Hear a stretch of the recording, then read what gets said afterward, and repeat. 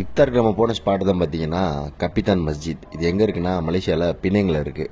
அந்த மஸ்ஜித் ரொம்ப ஃபேமஸ்ஸு. காரணம் என்னென்னா தமிழ் முஸ்லீம் பள்ளிவாசல் இது. ஆமாம், அந்த இது பள்ளிவாசல் பார்த்தீங்கன்னா கிட்டத்தட்ட 100 தாண்டி போயிட்டுருக்கு. ரொம்ப பழமையான ஒரு பள்ளிவாசல். இப்போ இந்த பள்ளிவாசல் தான் பார்த்தீங்கன்னா நம்ம இஃப்தார் நோம்பு திறக்க வந்திருக்கோம். இந்த கப்பித்தான் மஸ்ஜிதில் பார்த்தோம்னா தெற்கு நுழைவாயிலில் பார்த்தீங்கன்னா ஒரு பழமையான ஒரு கிணறு இருக்குது. ஏன்னா மலேசியா பொறுத்த வரைக்கும் எந்த வீட்லேயும் கிணறுலாம் இருக்காது.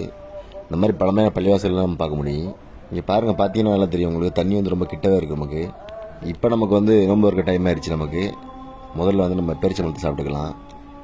நம்ம ஊரில் பார்த்தீங்கன்னா நோம்பு கஞ்சி வந்து 2 மாதிரி வகையில் வைக்கிறாங்க. ஒன்று வெள்ளை கஞ்சி வைக்கிறாங்க, இன்னொன்று வந்து கறி கஞ்சி இது மாதிரி வைக்கிறாங்க. இன்றைக்கி நம்ம போன நேரம் பார்த்தீங்கன்னா வெள்ளை கஞ்சி இருந்துச்சு. அதை பார்த்தீங்கன்னா கொண்டைக்கல்லாம் இருக்குது. இங்கே வந்து கொண்டைக்கல்லாம் போட்டு தான் வந்து நோம்பு கஞ்சி செய்கிறாங்க. டேஸ்ட்லாம் ரொம்ப அருமையாக இருக்குது. மனமும் சுவையும் மாறாமல் பார்த்தீங்கன்னா நம்ம ஊரில் ஒரு டேஸ்ட் அப்படியே கிடச்சி நமக்கு.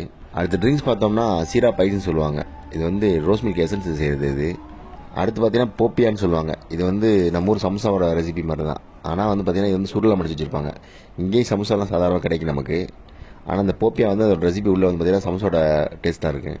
நம்ம ஊர் வழக்கம் என்ன, நம்ம வந்து நோம்பு கஞ்சியில் தொட்டு சாப்பிட்ற மாதிரி வழக்கம் வச்சுருப்போம். அதனால் வந்து தொட்டு சாப்பிட்டு பார்த்தா நல்லா இருந்துச்சு. அடுத்து சின்ன வயசுலேருந்து ஒரு பழக்கம் இருக்குது நமக்கு. அது என்னது சூடு போட்டால் நமக்கு மாற்ற முடியாது. அந்த பழக்கத்தை நோம்பு கஞ்சியை பார்த்து மசாலா எடுத்துட்டோம்னா அந்த மசாலோட வந்து நசுக்கி அந்த நோம்பு கஞ்சியோட கிளறி போட்டு நம்ம அதை போட்டு சாப்பிட்டா தான் நமக்கு மனசாரு. அந்த புத்தி பார்த்தீங்கன்னா பூரா பேர் சுற்றி உட்காந்து பார்த்தா கூட சரி, நமக்கு அது மாற மாட்டேங்குது அந்த புத்தி.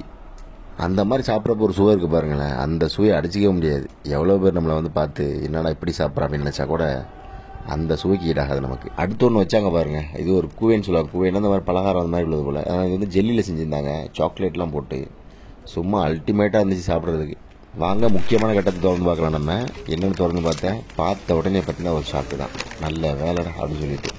இது பார்த்தீங்கன்னா பிரியாணி நமக்கு கிடைச்சதோ. பிரியாணினா சொல்ல வேண்டும் நமக்கு. ஆஹா, இருக்கிற பசிக்கு பிரியாணி பார்த்த உடனே. ஆனால் சோறுலாம் பார்க்க தாராளமாக வந்து வச்சுருந்தாங்க. நல்லா ஒரு கோழி துண்டை பாருங்கள், எத்தனை கோழி துண்டுன்னு சொல்லிட்டு. கோழி 4 பீஸ் அட்டிருப்பாங்க போல்.